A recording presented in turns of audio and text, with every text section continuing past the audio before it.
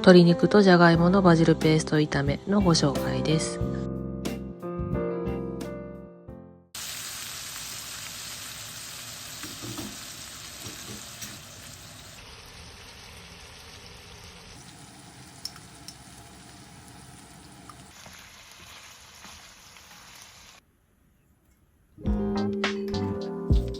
今回使うバジルペーストは塩控えめなので、ここでは塩をしっかり入れています。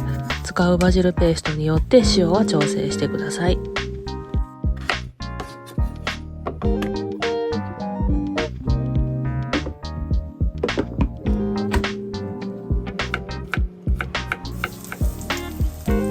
ニンニクを入れて鶏肉を皮目から焼いていきます。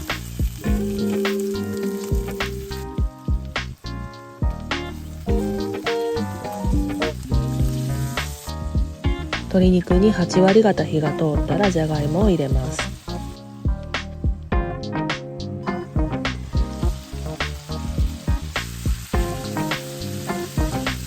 火を弱火にしてバジルペーストを入れていきます。強火だとどんどんバジルの色が悪くなっていくので気をつけてください。